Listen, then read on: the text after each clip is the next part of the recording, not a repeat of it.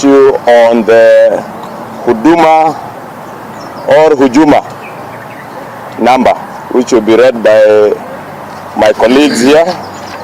I think my name is Kemani Shongwa, Member of Parliament for Kikuyu, member of the Catering Committee of the National. And we here standing representing members of Parliament, generally all members of Parliament who are interested in good governance, but specifically members of Parliament from the Jubilee Party, have this statement that we are issuing here in Nairobi on this Saturday, 26th of September 2020. And this press statement is on the issue of the ongoing debacle in the issuance of the now very infamous Huduma Namba. Now, dear Kenyans, we are actually very sad today because, as we are just about to reveal, there is a new scheme to steal taxpayers' money, and we as members of Parliament can no longer watch helplessly. It is unfortunate that the era of culture of primitive acquisition is back with us. As we are about to show you, the entire Huduma card design, procurement, and financing is hobbled in deep corruption and kleptomaniac machinations. Those pushing it on behalf of their secret and powerful masters are projecting their venal appetites and penchant for abuse of office against the great promise of Jubilee to the Kenyan people. The public relations statements, the dramatic staging of resignation of Kenyans, shifting, I'll take that again. The public relations statements, the dramatic staging of registration of Kenyans, shifting promises, and the long and winding explanations and denials are just a posturing justification presented by those who think public office is an opportunity to loot, and of late they have officially sanctioned and become the poster boys of corruption's cancerous nature. We have seen the leader and members of Parliament from the former opposition party ODM overzealously defend all the new cases of corruption, from the KEMSA haste to this Huduma one. And we know that this sanitization will continue until well-meaning Kenyans step in to stop this culture of sanitizing corruption. This is the first opposition party in the world to fail in their mandate to check on government. ODM is failing terribly as an opposition party.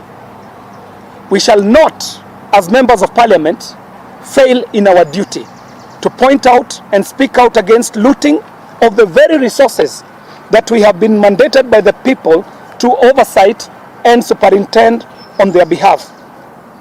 To them, we say we shall no longer be quiet as they impoverish ordinary, hard-working and well-meaning Kenyans, as they drive millions out of job and make the life way more harder for business people through outright theft. There is increased speed to steal and pocket taxpayers' money through projects that are not urgent and do not have an impact on the livelihoods and empowerment of ordinary Kenyans who are suffering from a battered economy. Indeed, our priority at the moment should be coming up with robust economic recovery programs and strategies and not rushing to implement unnecessary projects. We would like to ask the following from the Minister of Interior and the National Intelligence Service, NIS. 1. What is so urgent about this Huduma Namba? Because this urgency is pointing to some curious interests.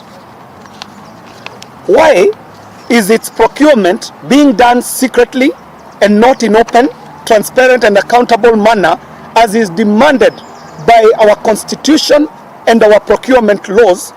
And why not under the line ministries and departments that are in charge of the process?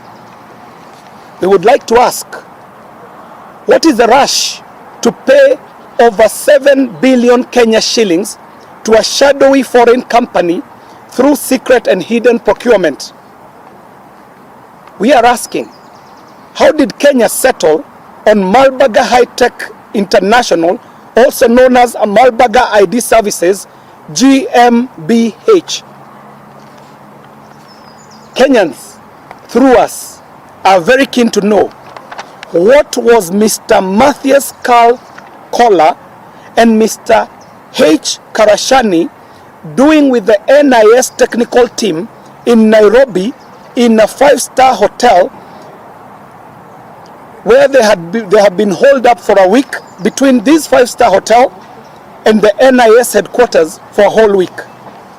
We are keen to know what is the role of Dr. Mativo of NIS in the implementation of Huduma Namba.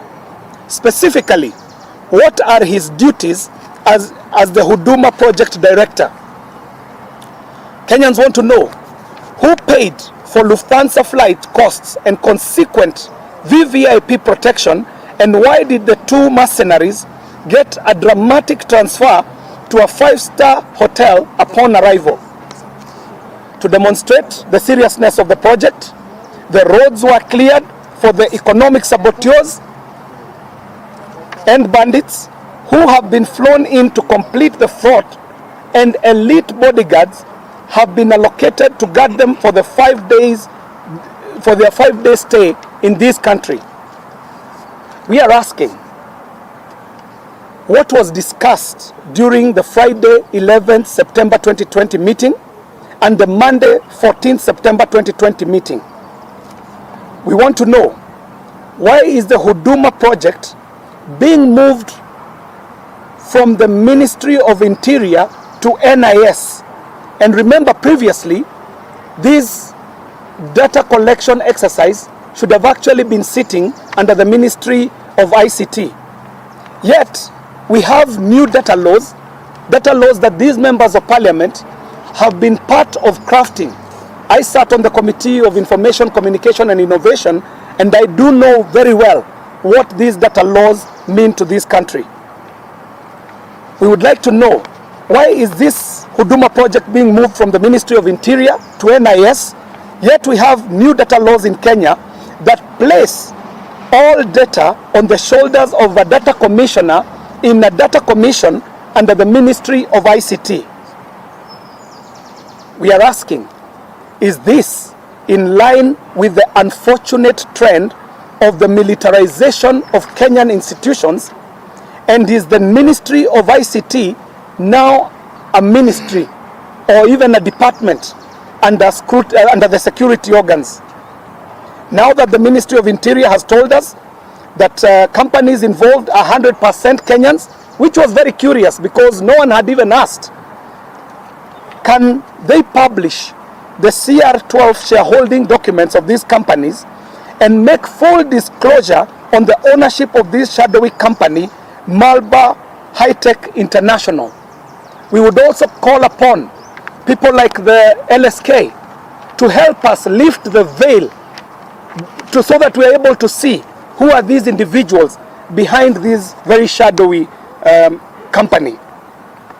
The president, we remember, last year directed that the details of all winning companies will always be published, and also he directed that the names of the people who own these companies that win these tenders should also be published, and their roles and how much they are being paid.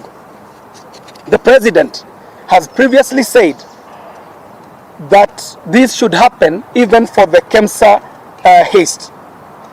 Now, before the theft is done from 15th of October, when the rollout begins, let the Kenyans know who these companies are. Finally, we would like to ask, where is the data for the first Huduma Namba registration? There's a big question here because the data as was collected and stored in the current format is indeed a national security threat.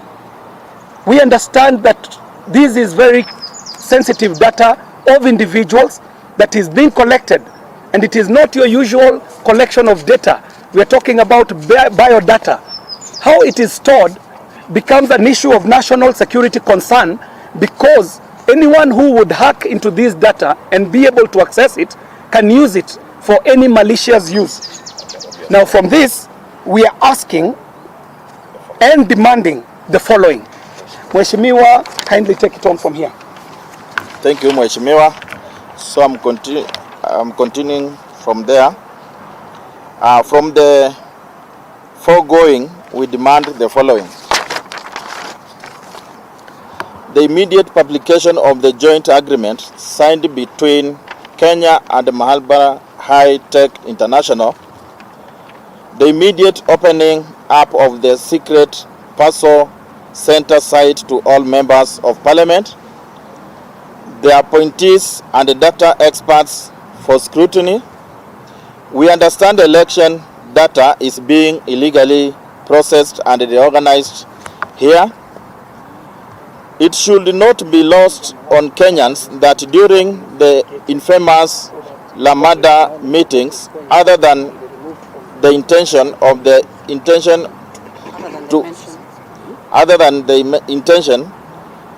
to assassinate the deputy president, Saitoti-style attendees were informed that Huduma Namba would be used to rig the referendum results for the deep state and the system.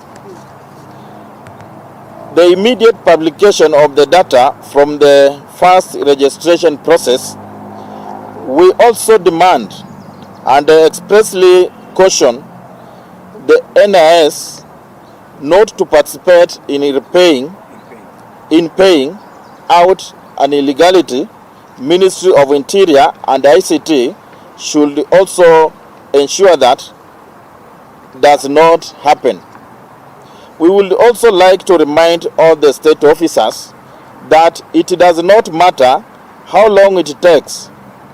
Those who participate in the illegal payments will be personally charged by the Kenya people for ignoring their warning. We remind all state agents involved of the provisions of the Data Protection Act 2019, Section 26. A data subject has a right to be informed of the use to which their personal data is to be put. To access their personal data is custody of data control, data processor. To object to the processing of all or part of their personal data. So we urge all Kenyans to ignore any calls by those advancing Huduma registration until we get answers to the issues we are raising. Thank you. Tasema kidogo kwa Kiswahili na pia kuwajulisha tu ya Kenya ya kuwa Huduma Namba imekuwa ni hujuma dhidi ya Wakenya. Hujuma ya uporaji wa mali ya umma ama pesa zao. Mesikia takrimu karibu bilioni 7 ama zaidi ya bilioni 7 pesa taslimu zimepangiwa kulipwa kwa kampuni ambayo inafanywa kichini chini bila kufuata sheria iliyoko ya Public Procurement and Disposal Act ya nchi yetu. La pili, imepangiwa ya kuwa ile data ama ile information yote walichukua kutoka kwa Wakenya inatumiwa kwa njia ambayo sio ya kisheria. Inatumiwa kwa njia ambayo Wakenya ambao data yao iko na custody yenye wako nayo hawajui inatumiwa kivipi. Mnakumbuka kuna mabank wakati Huduma Namba ya kwanza ilipotajwa, wale walioshikana na makampuni ya nje kutumia data ya Wakenya kufanya biashara. Mpaka wa leo Wakenya baada ya karibu mwaka 1.5 hawajawaambiwa ile data ya Huduma Namba ya kwanza iko wapi. Sasa wanatayarishwa kuletewa ya pili. Na tunataka tuambie Wakenya sheria ambayo sisi kama wabunge tuliunda bunge ya Data Protection Act ya 2019 mwaka uliopita, section 26, na kama mtanikubalia nisome tena kwa Kiingereza, ya kuwa a data subject, Mkenya ambaye ndiye data subject, ako na haki ya kujulishwa ile data imechukuliwa kwake inatumiwa kwa njia gani na inatumiwa na nani. Wakenya bado hajajulishwa. La pili, tukasema ya kuwa Mkenya ambaye ni subject, mwenye amepeana data yake, ana uhuru wa kuaccess their personal data in custody of the data controller or data processor. Ya kuwa wewe kama Mkenya una uhuru chini ya sheria kuweza kuona ile data yako ambayo ulipeana kwa data controller iko wapi, imewekwa namna gani, inatumiwa vipi na inatumiwa na nani. Wakenya mpaka wa leo hawajaonyeshwa. Ya tatu, yasema Mkenya ana uhuru wa kupinga kutumiwa ile data yake kwa njia yoyote ile, na inasema kwa kimombo ya kuwa that the subject has a right to object to the processing of all or part of their personal data. Ya kuwa Wakenya wanaweza pinga. Kwa hivyo ndio tuko hapa kama viongozi. Na kama mnavyojua tunatishwa. Hata saa hii sababu walijua tumeita kikao na wanahabari. Yale magari yao ya Subaru yamekuwa yakitufuata.